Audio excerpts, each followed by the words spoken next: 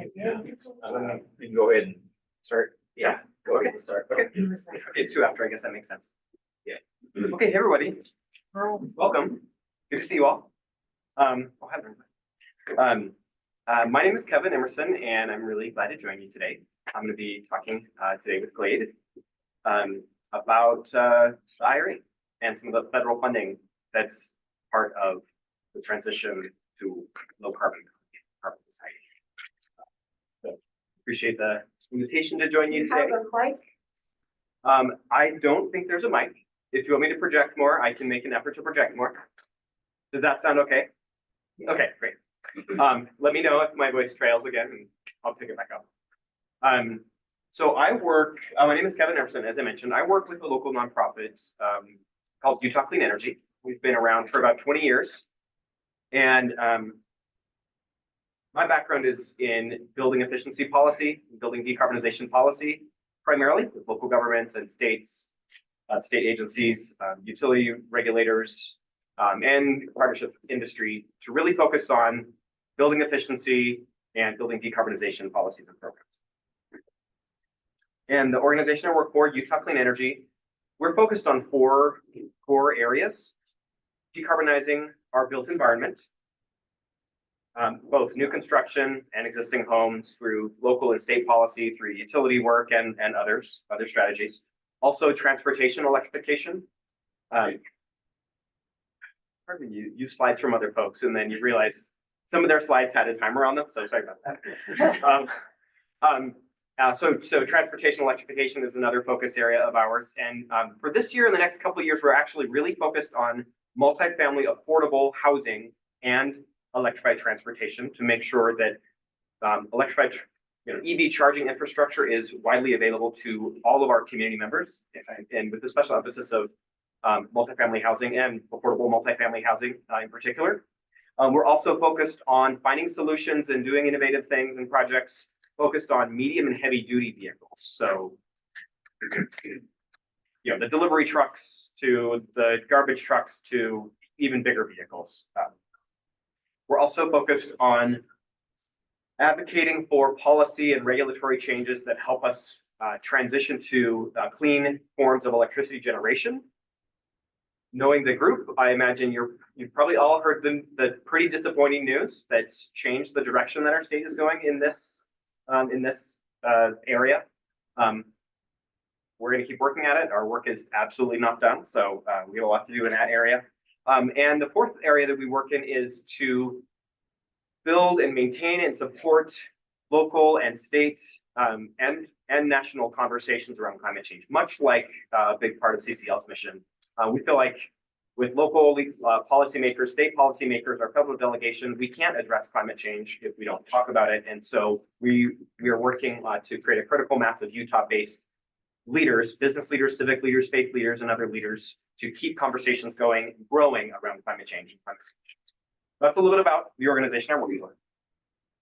And specifically, Glade and I are here to talk about the Inflation Reduction Act and a little bit of a couple of the other federal funding, federal laws that create huge amounts of funding for climate solutions. As you probably all are aware, the Inflation Reduction Act provides historic levels of funding for climate solutions in a variety of areas. Individual tax credits for our homes, business tax credits, new financing programs, transportation, utility infrastructure, homes and buildings. It's tremendous. There's at least $280 billion in funding through the Inflation Reduction Act specifically. McKinsey and Company has analyzed this, and because a lot of the funding comes in the form of federal tax credits and federal incentives that don't actually have a cap like the grants and rebates do, the total invested in the variety of climate solutions may be well above that amount, that $280 billion. And I wanted to share a quote. I don't have it on the screen, but I'm going to read it to you from New York Times op-ed authors, Justin Gillis and Hal Harvey. And their thoughts about this period of time were this: the answer is in all of our hands. Many of us are already trying to help as best we can, perhaps by nudging the thermostat a degree or two, or by driving or flying less, or by changing the way we eat. And these actions are useful, but they are not enough. The public must take the transition from green consumers to green citizens, and devote greater political energy to pushing America towards forward in its transition to a clean economy. And I see CCL as like an organization that is doing that through and through. So thank you to everyone involved in CCL. And the good news is that this funding also will do this. It will take us individuals, but also the folks at our schools and our local governments and the folks in our businesses, from consumers to clean energy citizens and green citizens. So I want to start with just a snapshot or a sampling of some of the federal grant programs that are actually either pending or have been awarded. One of them has been awarded here in the state of Utah. This is just what, 1, 2, 3, 4, 5 programs of dozens and dozens. But I just wanted to walk you through a couple of them that are actually happening or that are pending here in the state of Utah. So Solar for All is the first one.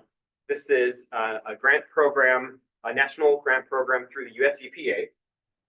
And the focus is to, as the name implies, deploy solar with a special focus on low and moderate income households and communities. So Utah Clean Energy was lucky enough to be part of a very large collaborative application with led by the Office of Energy Development. And the goal is to fund rooftop solar and utility scale solar across the state in communities with a focus on low and moderate income communities. It's pretty well exclusively focused on the beneficiaries of the rooftop solar or utility scale solar projects benefiting low and moderate income Utahns. And this application has been submitted. We think there's a chance that Utah will be awarded $25 to $100 million. So we don't know yet. And it's pending. And in the next couple of months, we expect to hear back. Well, the state expects to hear back from the EPA about this. The next grant program that actually has been, some local funds have been awarded is through the Clean School Bus Program. And that's also through the US EPA. We have three entities, 1 school and 2 school districts. Guadalupe School in Salt Lake City, Uinta School District in Vernal, and Tintic School District in Juab County.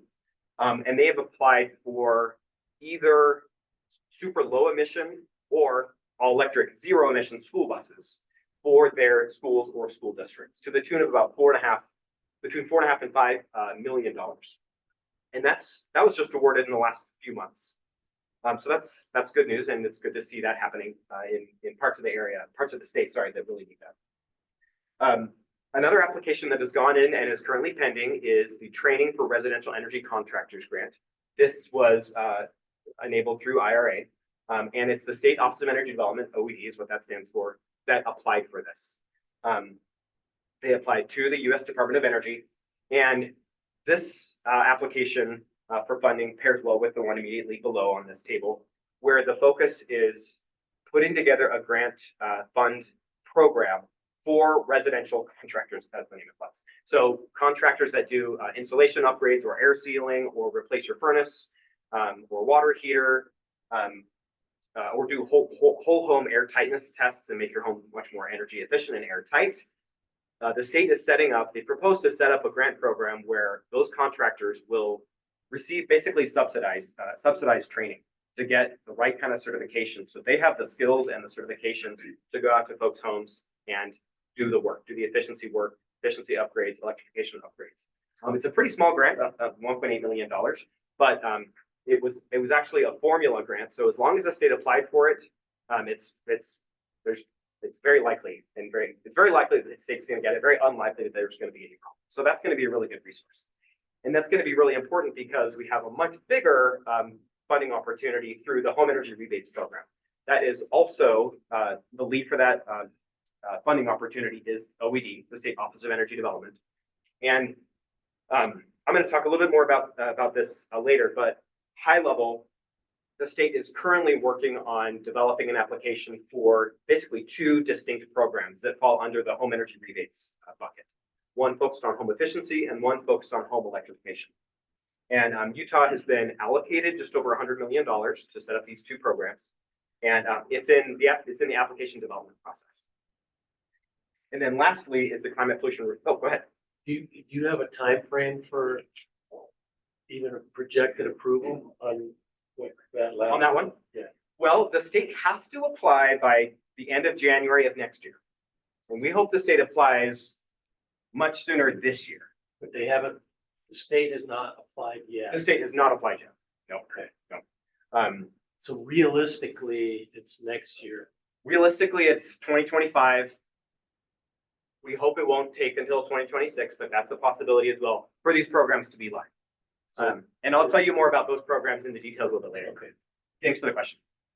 And the last one I'm just going to mention, and Glade's going to talk about it in a lot more detail, the climate pollution reduction grant, a really big, exciting opportunity for states and metropolitan statistical areas, or MSAs, to put together plans and proposals for implementing climate solutions programs in those plans. So, and you can see the range is up to $100 million at the state level and up to $50 million at the Salt Lake City or Salt Lake MSA or metropolitan statistical area. And there are applications pending, and we'll learn a lot more about that when Glade takes over. So I was asked to give an overview of what are some of the rebates, tax credits, and federal incentives that are enabled through the Inflation Reduction Act for businesses. So I put this together. I pulled this in part directly from the IRS, and I have 4 of these kind of rectangled in red to show the ones that I think are probably the most applicable to most businesses. So the investment tax credit has been around for a long time, but it's been supercharged a bit. Newer is the credit for qualified commercial clean vehicles and in the alternative fuel vehicle refueling property credit.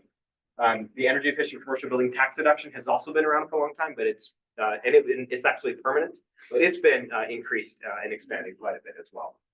So the things I have highlighted here, for those of you who can see it, there are base amounts for all of these credits, but they're much more, they're much bigger credits, up to 30% of the value of a project, for example, if certain conditions are met. And those conditions generally focus on paying prevailing wage. Some of them have apprenticeship requirements. So all the contractors working on a project, some percentage of them need to be in a registered apprenticeship program just to provide training and high quality jobs. So we can go in some cases from about a 6% credit for the investment tax credit. So 6% credit on a solar install at a business. If you meet the prevailing wage requirements, it can be bumped up to 30%. So that's a big challenge, which I'm going to actually talk about. And I'm going to come back to the investment tax credit a little bit and the energy efficient commercial building tax deduction a little bit more in a bit. So one of the big challenges that I already alluded to is that to get the biggest tax credit, businesses will need to pay prevailing wage, and their projects, depending on the credit, a lot of them also require apprenticeships. So at this point in time, it's any labor or mechanic involved in the construction or maintenance of a project. So it's very comprehensive language, needs to be paid the prevailing wage. And then also 15% of labor hours starting at the end of 2023. 15% of all the labor hours on a project, those individuals need to be involved in a registered apprenticeship program. And there's a lot of apprenticeship programs throughout the state of Utah, but there is a challenge with all projects having their contractors involved in these kind of registered apprenticeship programs. So I don't have answers right now about how to solve it, but I did want to cue that up as an existing challenge.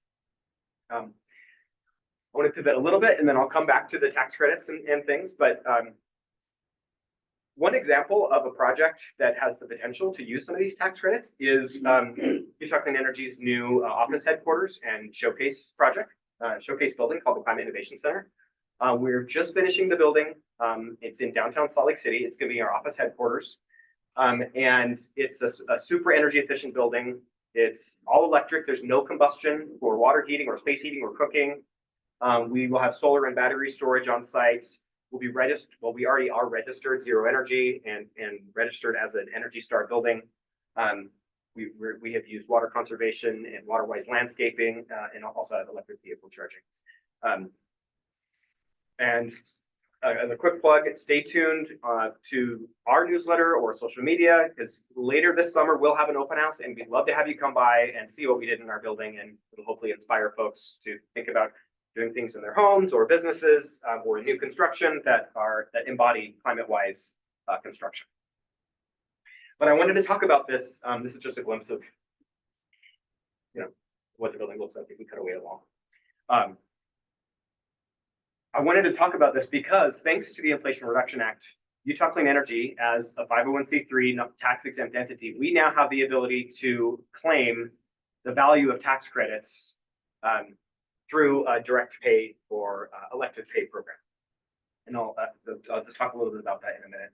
We're looking at applying for the investment tax credit for our solar, also for our battery storage, and then also the federal alternative fuel refueling or alternative fuel vehicle refueling credit for our 3 electric vehicle chargers. And then our building is also, as I mentioned, very energy efficient. And so the 179D federal energy efficient commercial building tax deduction is also available to non-taxable entities. Right now, I don't have any lessons learned because we're in the thick of figuring out how to apply for these. But we will be developing guidance and kind of information to help share, kind of get to the how to do it after we figure out how to do it. And we'll want to share that. Want to share that with folks very widely, so you can kind of learn from the hard work that we put in and figure out how to do this. And again, this would apply to businesses and then non-taxable entities as well. You had a question? And what's the estimated EUI for the building? Our building's estimated EUI, which is the energy use intensity, which is the amount of energy used per square foot per year. It's just under 28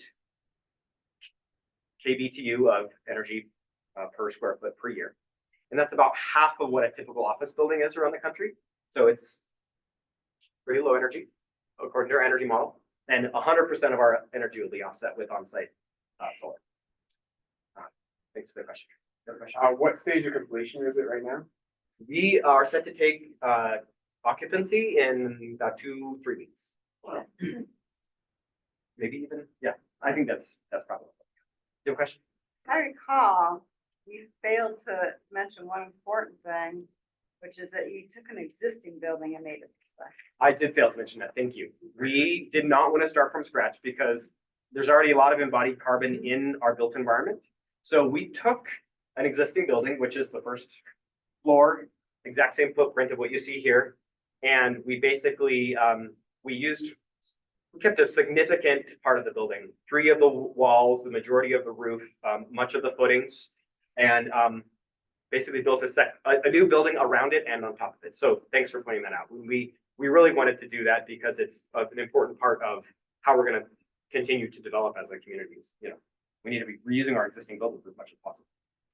I'm going to try to wrap up in a couple minutes and then have time for questions. So as a non-taxable entity, we have available now tax credits to take advantage of for the investment tax credit for solar and battery storage and one for our EV charging. We can actually apply for those and then receive those credits in the form of a direct pay to our organization. And I don't know what the amount is going to be yet, but between 6 and 30% of the cost of the project will be eligible. And I just wanted to point out that this new direct pay aspect of a variety of these tax credits makes these tax credits that are formerly just available for the private sector available to state agencies, political subdivisions like cities and counties, schools, libraries, nonprofits like Utah Clean Energy, tribal governments, and it's really a game changer.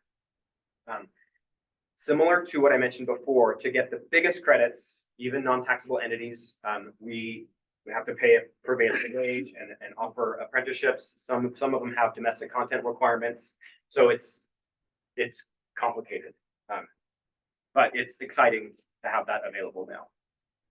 From what we understand, these are basically the steps that you need to follow.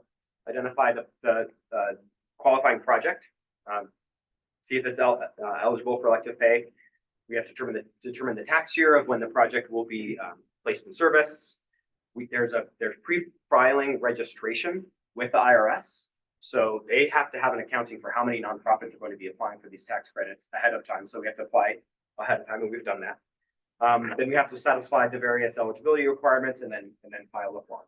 So I'm not involved on some of these, the solar, the battery storage, or the EV charging, but our other staff are in the thick of navigating that process for EV charging and solar and battery storage. I am, however, working with our architect on the energy efficient commercial building tax deduction. And this is a tax deduction that's for businesses of any size, small business, large businesses, also multifamily that are 4 stories or larger are eligible for this commercial building tax deduction. And I have a lot of information later if there's questions about this. But basically this says if you build a building or do a deep retrofit of a building and it's at least 25% more efficient than the building just built to the standard minimum energy code, you get a tax deduction based on at least 50 cents per square foot. So bigger buildings get bigger tax deductions. I mentioned it applies to new construction or existing. We don't have to go deep into this, but basically this tax deduction has been around for a long time. There is a version of it that expired, which was $1.80 per square foot, but you had to achieve at least a 50% improvement in energy efficiency. So the IRA changed it. So there's a smaller starting amount per square foot, 50 cents per square foot, as long as you achieve at least 25% energy savings in your building design. And then if you achieve 50% in your building design, you can get up to $1 per square foot. But back to these other kind of bonus criteria. If you pay prevailing wage and offer apprenticeship for contractors on your project, the amount of the tax deduction increases by 5-fold. So $2.50 per square foot if you achieve at least 25% energy savings, up to $5 per square foot. So, and we are currently navigating that. The way this one works is the nonprofit doesn't get the tax deduction as a direct pay like the other tax credits. The nonprofit actually passes the value of this tax deduction onto the designer. There's a couple ways that the federal legislation defines designer. It could be the architect, could be the mechanical engineer, could be a design build contractor. Contractors themselves aren't eligible to receive the tax deduction, but the designer has. I want to just mention really briefly, hopefully everyone's aware, there is a greatly expanded energy efficient home improvement tax credit. So this has been around for quite a number of years, but it's been expanded significantly. This tax credit is for existing homes and home improvements. It can be used by homeowners and renters for some of the provisions. There are no income limits, so it could be a lower moderate income household or as a very high income household that could be use this tax credit. This tax credit can be used multiple years. If you have a bunch of work that you want to do in a home and you do insulation one year and then your furnace the next year and then your windows the next year, you can max out the tax credit depending on the cost of the project and everything multiple times over the course of several years, as long as you're taking the tax credit in each year for different improvements that you're making. So that's one thing that's different about the tax credit this time. It can be carried forward. So you have to have a tax liability each year claiming this tax credit. And the tax credit maxes out at $3,200 per year. And these are the improvements that are eligible: insulation, air sealing, replacing windows and doors, skylights, core heating equipment like heat pumps, water heating, and also electrical panel and wiring upgrades. So I wanted to come back really briefly to the home energy report before I wrap up. Or sorry, not home energy reports, home energy rebates. As I mentioned before, the state is allocated $101 million for home energy rebates. We're currently working and encouraging the State Office of Energy Development to apply as soon as possible. We're sharing a lot of ideas. A lot of folks are in conversations with the state, and they're actively working on putting together an application. I think it's important for all of us who care about climate solutions and climate leadership and making progress on climate change in Utah to talk to our friends and talk to folks we know about this big opportunity of $100 million that can pay. It's focused on low and moderate income homes, but it can pay up to 50, 80, or even 100% of the cost of home upgrades through this rebate program, depending on which one we're talking about. So it's a really big opportunity, and it's designed really to support community members and households that have the greatest need, which we're really excited about and glad to see. But we have more work to do to get the state, make sure the state applies at the earliest possible opportunity. Are you confident that the state will apply? Over the last, many months, initially I was a little bit worried, then I've been very confident for a number of months. I'm pretty confident. I would say my confidence has wavered a little bit because this particular state agency that's responsible for applying has had a lot of, I don't want to say instability, but changing in staff. They're currently looking for and will soon be hiring a new director, for example. But we were working closely and talking regularly with the staff there, and the staff who's in charge of this is really committed to making it happen. So I think I'm not 100% confident, but I'm very confident that the state's going to apply. There's only been, I think, 4 states who have applied so far. California, I think I haven't listed here, California, Hawaii, New Mexico, and New York. So most states are in the same kind of situation that Utah is in. Only a few that I mentioned have already applied. But and the good news is we've done this before as a state. We had a really great program in the 2010 to 2012 timeframe, which provided grants for home improvements. So we know how to do it. We have a lot of expertise around the state to help run one of these programs, but it takes time. So it hasn't been. What's the name of that office? The Office of Energy Development, or OED. So, and they're in Division of Natural Resources. So just to clarify, as a homeowner myself, I can put in a heat pump and apply for the tax credit. But these rebate programs are for building new homes for businesses? Thanks for clarifying. These programs are primarily for existing homes, single family and multifamily. This program, the Home Electrification and Appliance Rebate Program, it can be used in new construction as well. But I mean, like, as long as it's affordable. so are you saying, I'm sorry, But go ahead. are you saying if I were to put in a heat pump, I can only get the rebate if Utah applies for this?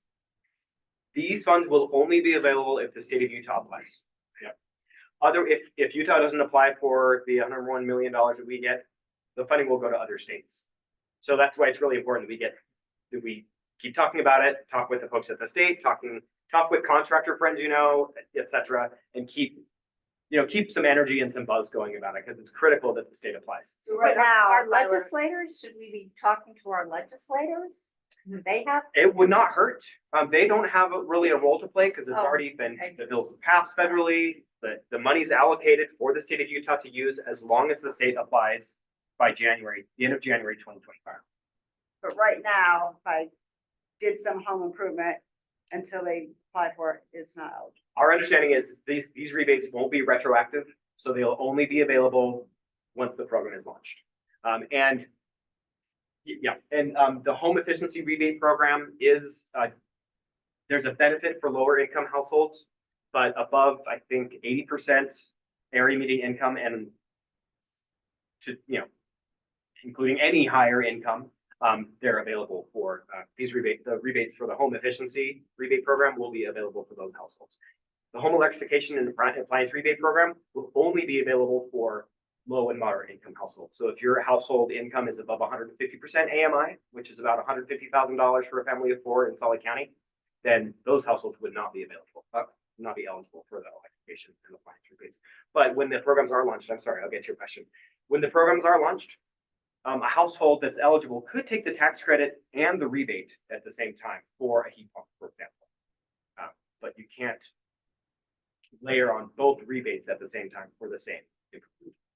But just to clarify, the tax credits are federal tax credits from your previous slides, and Yes. those are available to anybody. For example, I installed a heat pump that cost $1,700, so I can actually take a tax credit on the whole cost. Absolutely. Yeah, the tax credit is available now. It'll be available for the next 10 years. No need to wait. Yep, do the upgrades and take advantage of the tax credit. So we need to kind of light a fire under the OED office, is what you're saying. Yeah, yeah, Get them to apply for the program. yeah, we do, because this could reach up to 35,000 households. This program, depending on how much the different rebates are, between, 10 and 35,000 households. And we really want these households to benefit from these rebates. So I'm just going to mention one last thing that came out of the Inflation Reduction Act through the EPA, through the Greenhouse Gas Reduction Fund, and that is billions of dollars for funding that can be used by like financing entities, community development financial institutions, and other kind of financing and lending entities, even credit unions, to create, clean energy, climate change solutions, electric vehicle focused grants and lending programs. So the EPA just this week announced its first selection of, I think, about 8 entities across the country that will be receiving $20 billion in funding to set up new financing programs. Unfortunately, as of today, we don't know that any of the funding is coming to Utah. But I won't read the names of the different entities, but funding is starting to come into the market.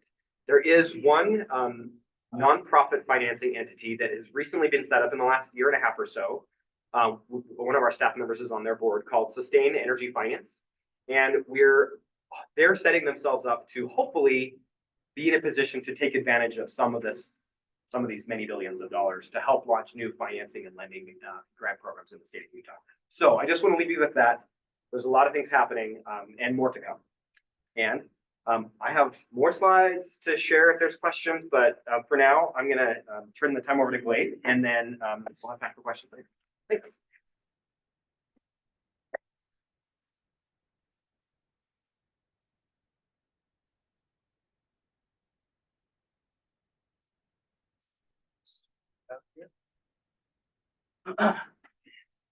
Kevin kept mentioning the state. I'm Glade Soward. I'm with the Utah Division of Air Quality. So I'm with the state and I'm here to help.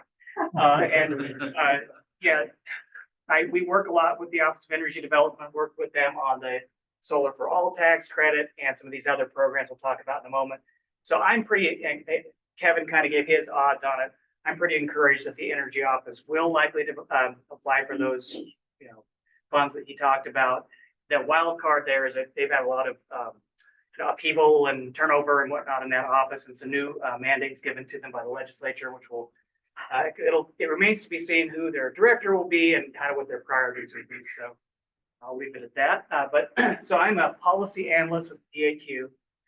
We work on all kinds of things you've heard about, state implementation plans to address the national ambient air quality standards and kind of a monitoring network and the things you usually hear about with regard to air quality, but we actually do work on climate as well. And so I kind of wear 2 hats. When there's an administration that's amenable to it, we work on climate issues. Certainly when we get climate mandates from EPA, we work on that. And in this case, we have kind of a climate opportunity through EPA, through the Inflation Reduction Act. So it's kind of a small amount relative to Kevin's, what Kevin highlighted from the entire Inflation Reduction Act. And I think maybe you touched on it a little bit. There's also bipartisan infrastructure law, CHIPS Act, and other recent funding sources out there that also have climate and energy programs as well. But I'm going to talk about one narrow aspect of that. So this is what we're calling in the state of Utah, the Beehive Emission Reduction Plan. We're the Beehive State, and it's funded through the Inflation Reduction Act's Climate Pollution Reduction Grant Program, or CPRG, which was actually, Congress amended the Clean Air Act to include this program, and it's administered through EPA, and it's developed in 2 phases. And importantly, to be eligible for funding under phase 2, the implementation grant phase, we need to have a list of prioritized measures included in our priority plan under phase 1. So this is a little confusing, but I'll try my best to keep it straight for you. So phase 1, we applied, Governor Cox selected DEQ and DAQ to be the lead agency to do a 4-year climate planning initiative for the state. There were 250 million in formula grant funds available nationwide to states, MSAs, tribal entities, and territories. At the state level, so it's formula grant. At the state level, we got $3 million for the state of Utah, and also the 67 largest metro areas, including the Salt Lake MSA, were eligible for 1 million. But you had to apply. So just like with Kevin's program, you had to, put your hat in the ring, so to speak. There's also 25 million set aside for tribes. And I'm sorry, I suffer from a little bit of vertigo, so I'm having just a moment of that. So bear with me if I seem a little discombobulated. That sometimes happens. So we'll get through it. So for phase 2, there's $4.6 billion in total competitive grant funding, 4.3 of which was available for general competition, as well as a $300 million tribe and territory set aside. So we only are eligible as a state to apply for that 4.3 in general competition funding. And we had to turn in a priority climate action plan on March 1st, which we did successfully. And then we turned in, just barely hot off the presses, last Thursday, our implementation grant application. It was due this Monday. We got in a little ahead of time. And we'll talk a little bit more about each of those things. And I don't expect you to be able to read this. I wanted to depict a sort of a spreadsheet. But since this group is interested in all these different funding sources as part of this planning initiative, we put together a spreadsheet that has over 500 different grant opportunities and programs that we were aware of through the IRA, bipartisan infrastructure law, and so on. So that is available through the Beehive Emission Reduction Plan website. You can just look that up, Google it, and it'll come up, and you can download that and look. And we tried to, where we could add sort of Utah-specific information to that, have it there. So if you're kind of curious about a funding source or a type of program that funding might cover, that's there for you. So I mentioned how this is sort of a multi-phase program. That phase 1 was a 4-year planning grant initiative. We have 3 deliverables for that. We have a priority plan, which we just turned in on March 1st. Comprehensive plan, which will be due the fall of next year. And then 2 years after that, we have sort of a status report and update. All of our attention, as you can imagine with these deadlines, has been focused on getting that priority plan developed and turned in.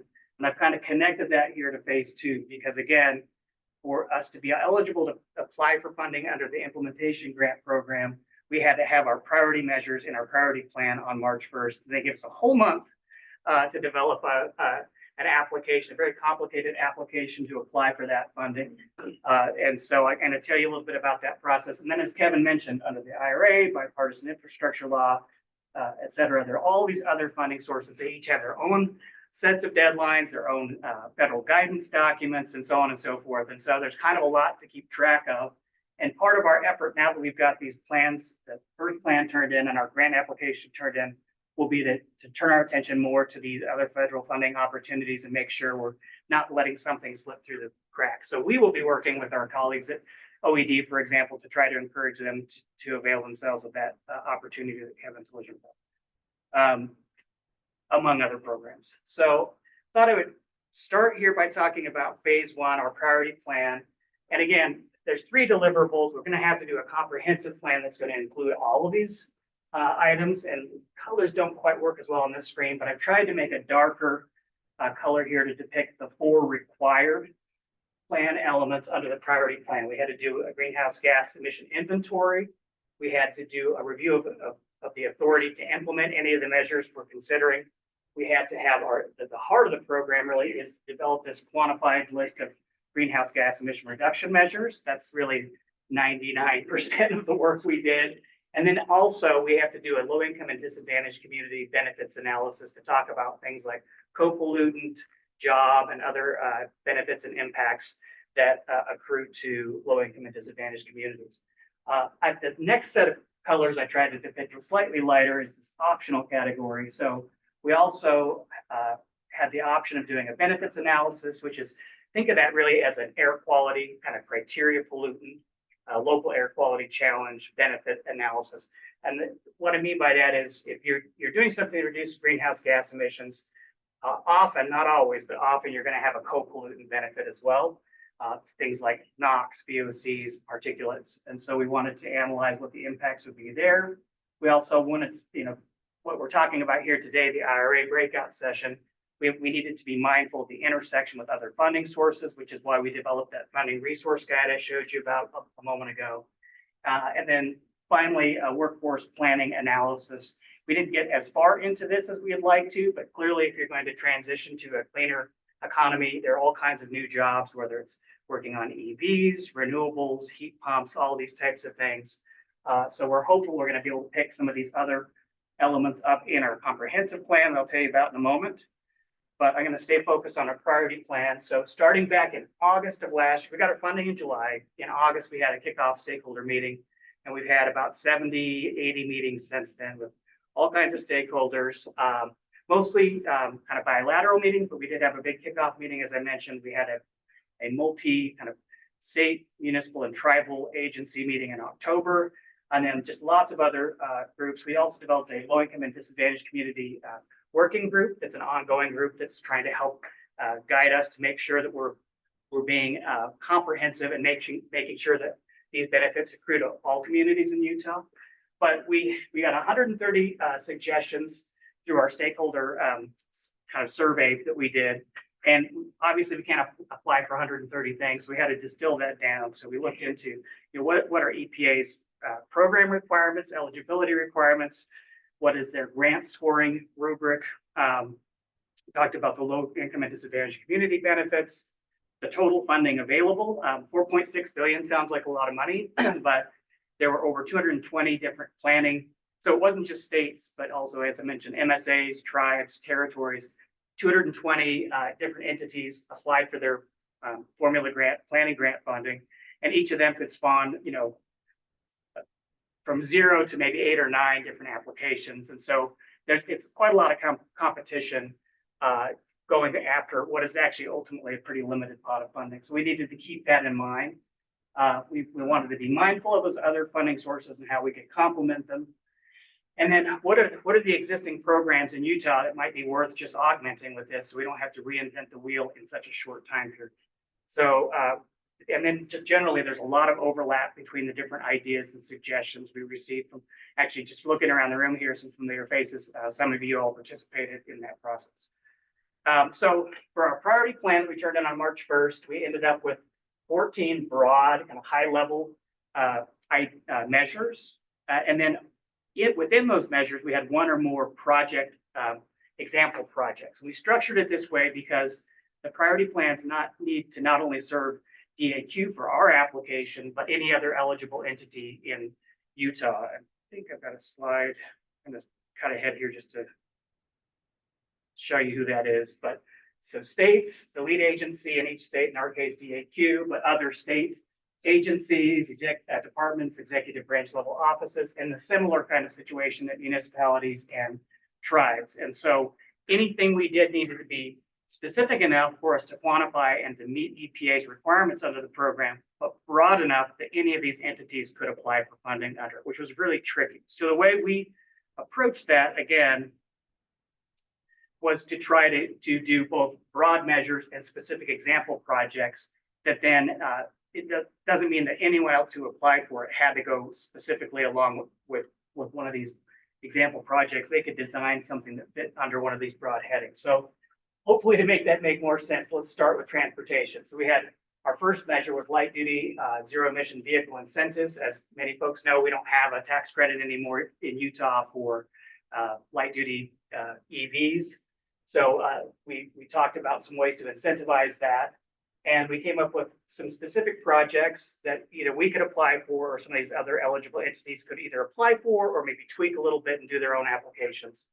And I'm not going to touch on all of these just yet. I want to just hit them at the measure level and we'll circle back. But we also included medium and heavy duty zero emission vehicle incentives, zero emission vehicle charging and refueling incentives, mode shifting to reduce vehicle miles traveled, zero emission non-road incentives for things like yard equipment or locomotives in this case. But we had a handful of building measures kind of associated with energy efficiency and zero emission technology. some industrial measures related to efficiency, the oil and gas sector, and other aspects of the industry. Electric power generation, mostly around renewable energy. And then under natural and working lands, we wanted to promote healthy and resilient forests. And finally, we had kind of a catch-all or other category that cuts across sectors. So outreach, education, workforce training, and that should say carbon capture and sequestration. So those were the broad measures. And then anyone who wanted to apply under our priority plan then had, like I said, a whole month between March 1st and April 1st to pull together their application for the phase 2 implementation grant funding. We don't have to get into all of these. EPA did put some sidebars on this, though, that they anticipate that no more than 2 entities in a single state, single municipality, or single tribe or territory would be actually receive funding. So we're all kind of weirdly in friendly competition with one another. We worked a lot with our counterparts at the Salt Lake City Sustainability Department, who headed up the Salt Lake MSA effort for Salt Lake and Tooele counties. And we just kind of all knew that going in. Like, if some of us get the funding we're after and not others, it's not the end of the world. But Utah as a whole will benefit. But it's just kind of how EPA set the program up. And they also set it up kind of funny. They put it into 5 tiers. The funding will be awarded in 5 tiers, A through E, with different amounts of funding. So $2 to $10 million, $10 million to $50 million, and so on. And interestingly, you compete. So whatever application level you come in at, you compete with your peers at that tier level. So if you apply for $200 to $500 million, you're competing with New York, you're competing with California, some really big fish. And also there is the possibility for multi-state coalition applications, maybe 15, 20 states. So you're going to be competing with multi-state applicants at that tier level. And so you'll see how much we applied for here in a minute. I wanted to give you a little sense of the reason. There's a bit of a Price is Right game here, where you have to pick a level that, we feel like we are pretty competitive in Utah, and we put together a good application, but we don't want to be unrealistic. California has 40 million people. We have 3+. We probably are not going to compete head to head with them. So what we know from our coordination efforts, at least to date, and we need to check in with some of our colleagues in these other areas to see if they follow through. But last time we checked in, based on the state's priority plan, we put in rather DAQ's kind of omnibus application. The Utah Department of Transportation also applied for over $50 million in trail funding to reduce vehicle miles traveled. And then we also, as a state, joined a multi-state coalition led by the state of Hawaii. There are 15 states that applied for $500 million, that Tier A application, for solar panels and battery storage for local government entities and districts. So it might include transit districts and things like that, school districts. So we would get about $30 million of that. So we've got kind of a hedging our bets. If we don't get our other applications funded, we have a good shot, we think, at that multi-state coalition application. The Salt Lake MSA was, again, headed up by Salt Lake City Sustainability Department, and several different entities are applying for measures that were included in that priority plan. So Salt Lake County is applying for electrification for multifamily dwellings. Let's see, Salt Lake City Green at Salt Lake City is applying for something that's actually both in their PCAP and our PCAP, our priority plan, which is the Utah Renewable Communities application. This was something that was set up through the legislature for Rocky Mountain Power customers in these municipalities have the option to opt out or stay into having all of their power being provided by renewables. And so I think that's what, Kevin, 18 communities statewide. And this would be funding to help support that effort. Salt Lake City's Public Services Department is also looking into some tree planting and municipal fleet charging. And then their Salt Lake City's Public Utilities Department is looking at a new combined heat and power system for their water reclamation facility. So all in, we think there's probably somewhere between 150, $200 million applied for in Utah as of Monday. And we'll try to give updates on how that turned out. Real quick, this was EPA's scoring rubric. You don't need to get into all that, but you needed to score well across these 19 different boxes here. And so we needed to think strategically when we did it. You're not going to be able to read that, but this is more for a cheat sheet for me so I can help you through our application process. But I mentioned we had, I think it was 14 measures and about 32 different example projects. We at DAQ didn't think we could lead all of those. We also unfortunately lost a whole tranche of things related to building efficiency and electrification at the last minute. Kevin mentioned in his presentation prevailing wage requirements. There's something called the Davis-Bacon Act that applies to IRA and in particular to the CPRG. And when our partners would hear Davis-Bacon Act, they ran screaming. It's one of those well-intentioned things. I think having strong wages is a good thing, and Congress recognized that when they set that up.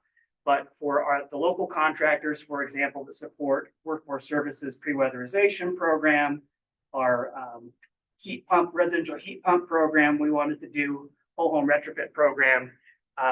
The applied experience in the field is that just is a no-go for the contractors who normally do this type of work.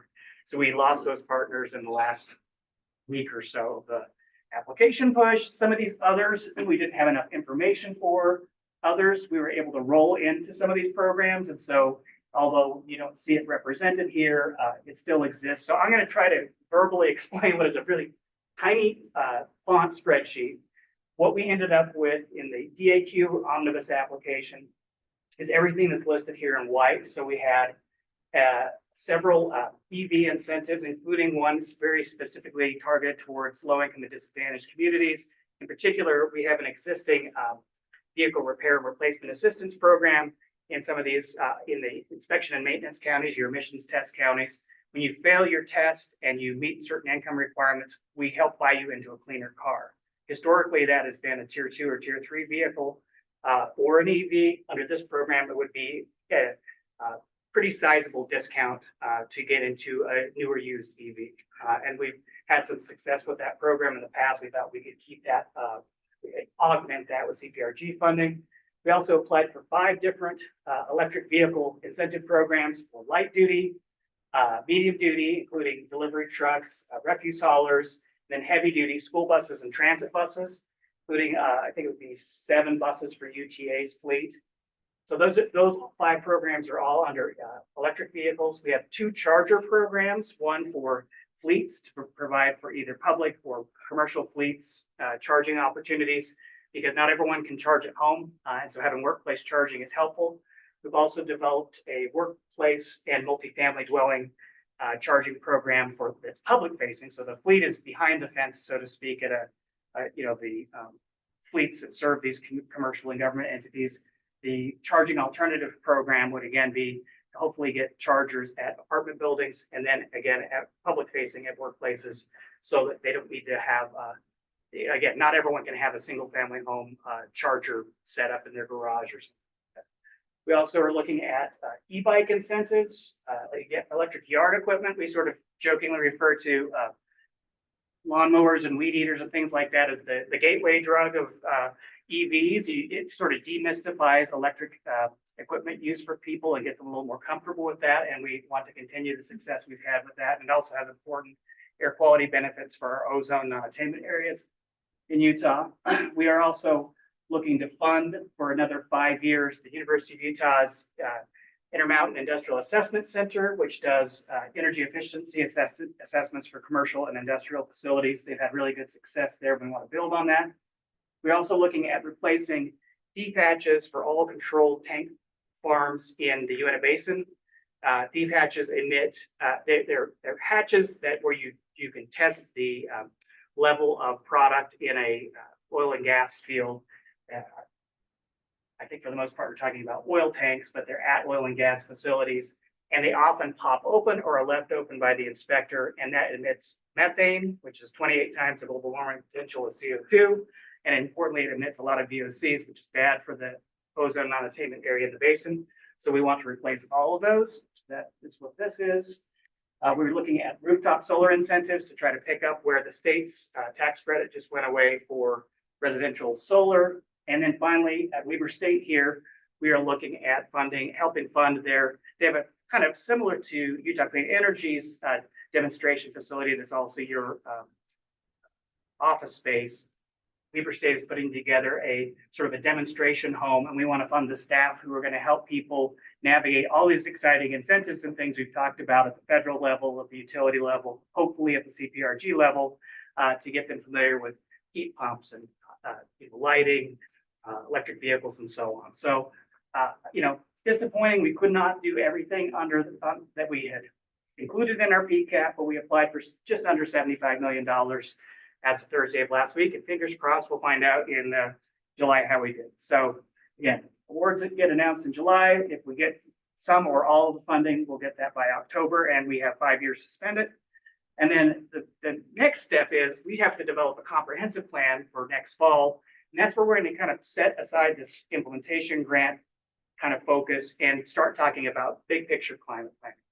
So, what are we going to do with our electric generation? What are we going to do with our EV policy statewide? What are we going to do with industrial facilities, so on and so forth? And so we would invite all of you to participate in that process going forward. You'll probably hear some announcements. If you haven't signed up, go to our Beehive Emission Reduction Plan website and get on our mailing list.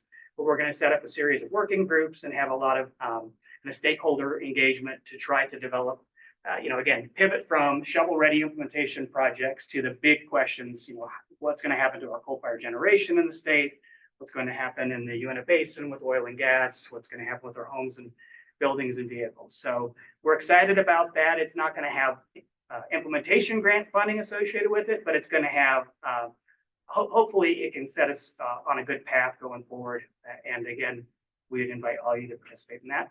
And I think that's everything I have. Happy to answer any questions. Yeah.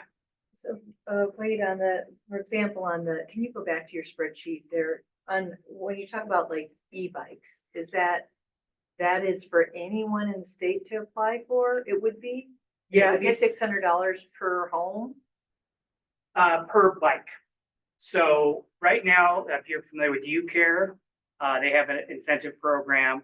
This would provide, it's not a lot of money, but it would be a way of getting more folks engaged in that. We are thinking, like UCare has, we would probably have an income driven or income qualified program where you get a little bit more of an incentive if you're lower income.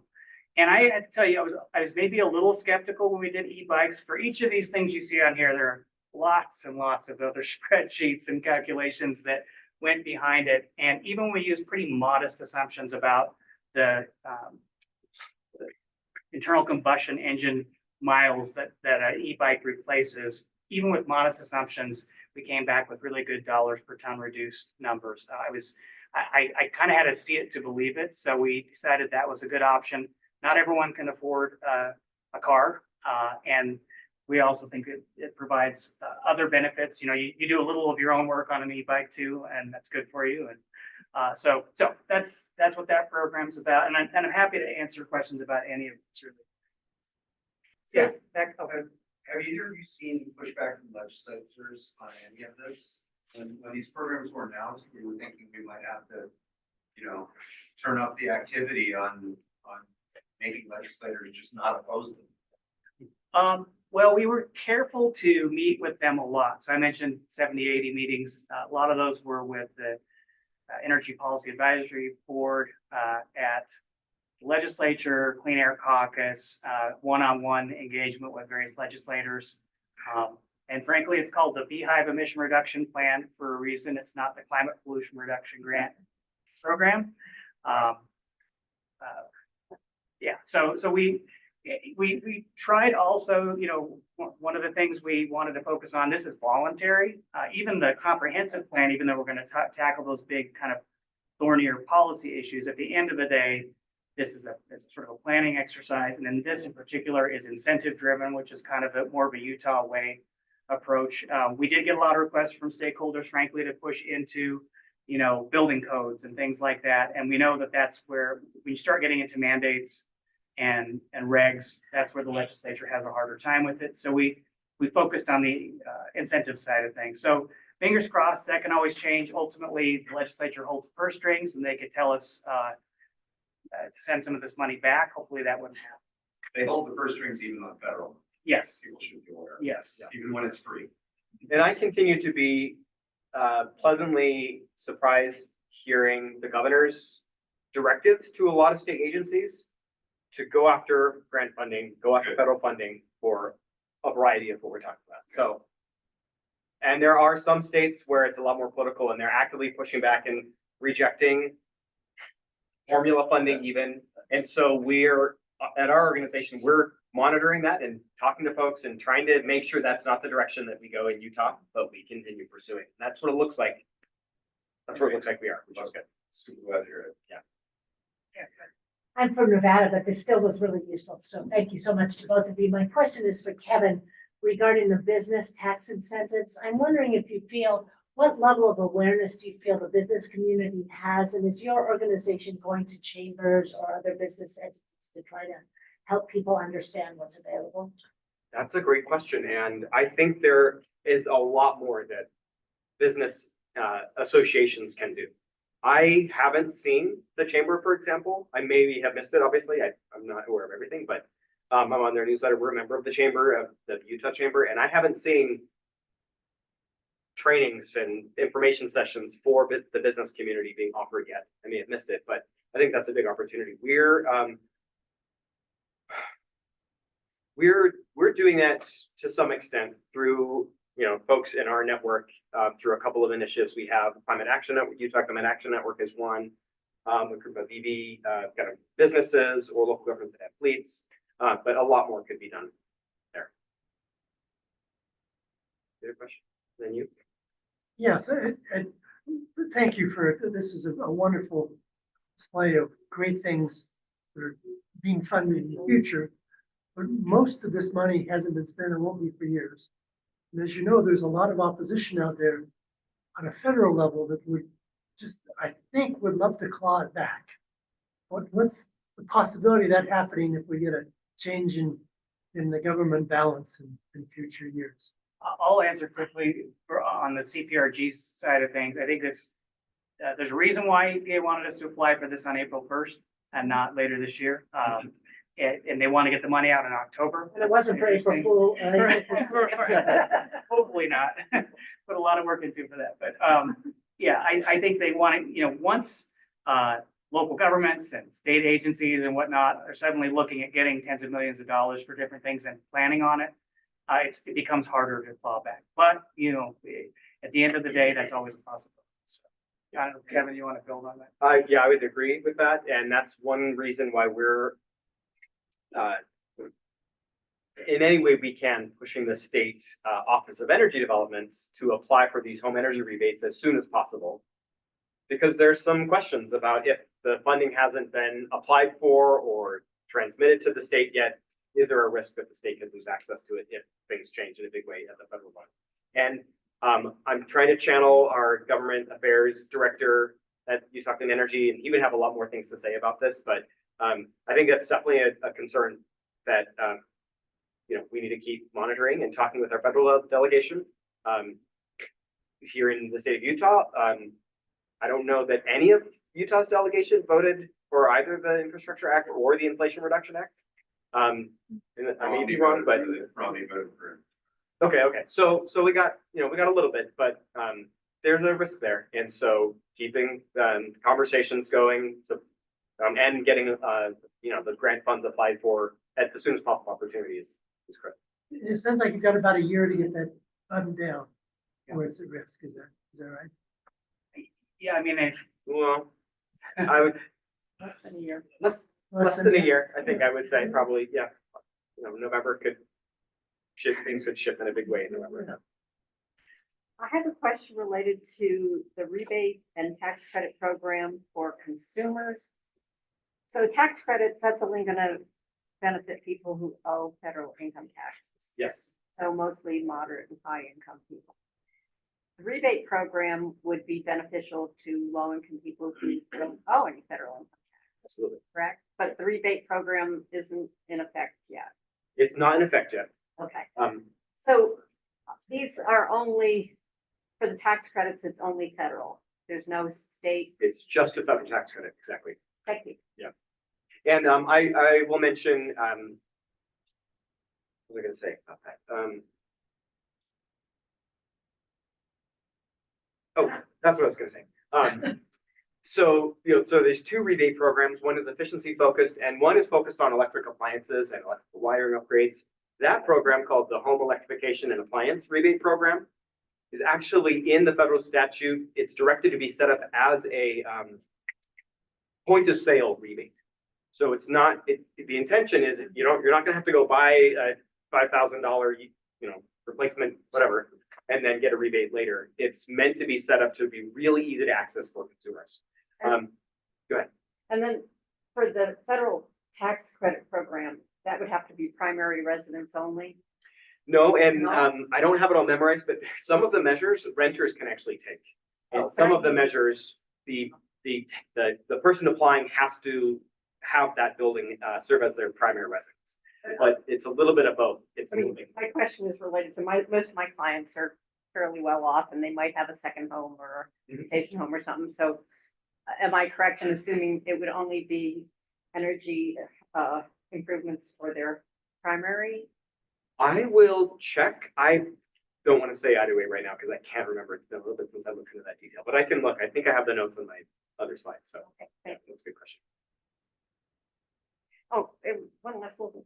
To what extent are you working with the applied technology colleges?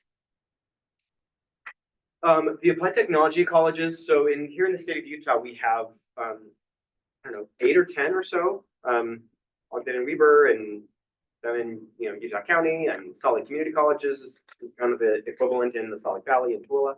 And a lot of those technology colleges will have a role to play in the training for residential energy contractors grant that the state applied for, because they have plumbing training or mechanical contractor training or a variety of other ED technician trainings.